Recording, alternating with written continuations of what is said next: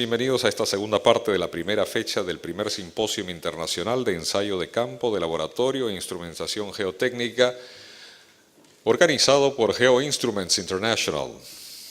Esta primera exposición de la tarde cuenta nuevamente con la presencia del doctor Renato Pinto da Cunha, Renato en portugués, ese es el nombre, Renato, y del país hermano de Brasil, que está con nosotros.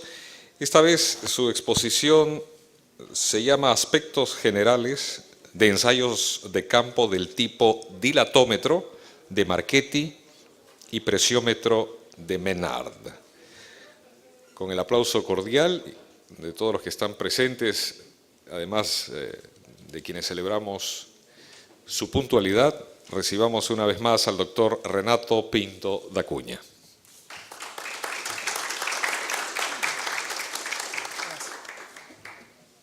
Muchas gracias. Tuvimos um almoço fantástico, a comida peruana é riquíssima. Seguramente vamos volver. Bueno, me pediram para falar me pediram para falar um pouco sobre os generais de dois ensaios, que são ensaios distintos e específicos, o dilatômetro de Marchetti e o pressiômetro de Menard. Eu tive a oportunidade de fazer minha tese de doutorado com um deles, o pressiômetro, mas eu trabalhei também com o dilatômetro. Vou falar um pouco das vantagens, das desvantagens, e passar em pouco tempo que tenho, cerca de uma hora e meia, um pouco dessa experiência, que é uma experiência muito ampla para se passar em pouco tempo, para que sepam um pouco acerca dessas possibilidades de ensaio que quizás um dia poderão vir a elegir em uma obra ou utilizar essas técnicas de ensaios. Pero para começar, me gostaria de falar de alguns aspectos que meu colega nos chegou a apresentar, professor Heraldo, em que são temáticas generais de estes ensaios, que se aplica a todos os ensaios, pero que me gostaria de falar um pouco acerca de como é o enfoque que uno tem que ter quando se usa essas tecnologias. Primeiro, quais são os objetivos de nossa campanha de ensaios de campo? Ou seja, quando elegimos um determinado equipo, uma determinada técnica, temos que ter em mente exatamente qual é o objetivo. Se queremos, por exemplo, determinar a estratigrafia, o posicionamento dos estratos, os detalhes do subsuelo, ou se, por exemplo, nossa necessidade maior seria, por exemplo, obter os parâmetros mecânicos e físicos, as características dos estratos do suelo. Em que, por exemplo, necessitamos para um desenho geotécnico. Ok? Ou se, por outro lado, se estamos mais interessados em determinar as características da napa freática, do ascenso, do descenso, gradientes.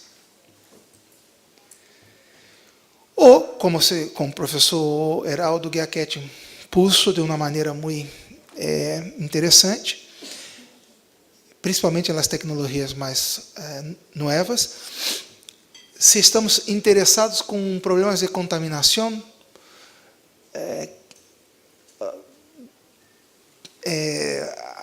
orgânicos, inorgânicos, as propriedades químicas do material, que se pode, por exemplo, elencar ou se utilizar de alguns outros tipos de equipos. Então, quando uno elige um determinado ensaio de campo, há que ter em mente condições geológicas, os requerimentos de desenho de projeto el tipo, si posible, si esto afecta la programación, si vamos a hacer la programación en etapas, si vamos a hacer la programación de una manera única, sola, o si vamos a hacer en 2 o 3 etapas durante la construcción. Entonces, ¿cómo se hace con el tipo de la construcción, la metodología de construcción? ¿Cómo que vamos a hacer durante el tiempo? Y qué tipo de análisis estamos interessados. Com pressão de poros, sem pressão de poros, rápida, largo prazo, curto prazo. Mira, são detalhes, pero que uno hay que tener en cuenta para plantear con antelación cuáles son los ensayos, los equipos que vamos a elegir para nuestra campaña de ensayos. Y cuando yo empezaba a hablar acerca de los ensayos de esta sesión, ustedes van a se recordar del piezocono que el profesor Heraldo los detalló, y van a empezar a tener en mente que hay varias técnicas, varias alternativas, pero que cada una cumple una determinada función y se podría usar en un determinado problema, pero que no son amplias, que se pueda usar, por ejemplo, en todas las condiciones. Y al ingeniero hay que tener eso en cuenta. ¿Ok? Bueno, entonces, cuando se usa esas metodologías, tenemos metodologías como son de estratigrafía, que es, por ejemplo, el cono, el dilatómetro, donde se sacan números a cada pocos centímetros, por ejemplo. El cono se saca datos del suelo a cada 2,5 centímetros, el dilatómetro a cada 20 centímetros. O se hacen, por ejemplo, ensayos más específicos, o sea, se hace primero una campaña inicial con esos ensayos más acurados, más detallados, y después se pone una segunda campaña en ciertas regiones del subsuelo. Se hace para ciertas regiones del subsuelo algunos ensayos específicos para sacar propiedades específicas del material. Por ejemplo, es el caso del presiómetro de Menard.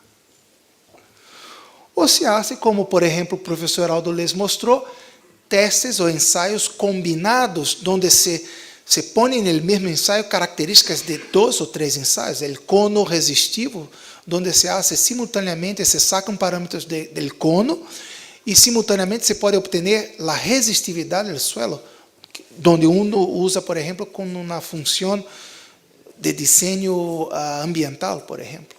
¿Ok?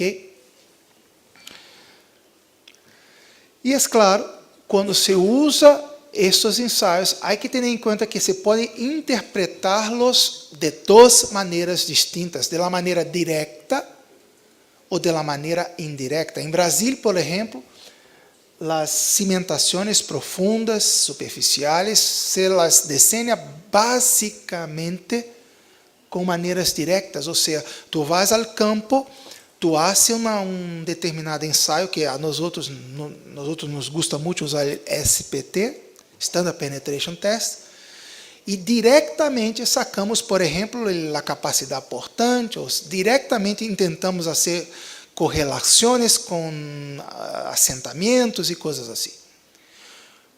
Pero, de una otra manera, se puede trabajar de manera indirecta, una análisis indirecta, onde tendríamos que hacer interpretaciones, sean empíricas, sean racionales, para sacar parámetros del subsuelo que son válidos a determinadas clases de material. ¿Qué tipos de clase?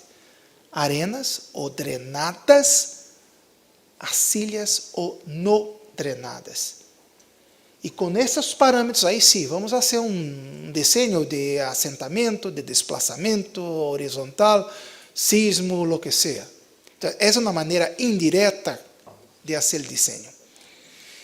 ¿Y por qué les dije arenas o drenadas y arcillas o no drenadas? Porque la mayoría del conocimiento que tenemos con estas técnicas vienen de países del hemisferio norte, que têm suelos que são suelos temperados, suelos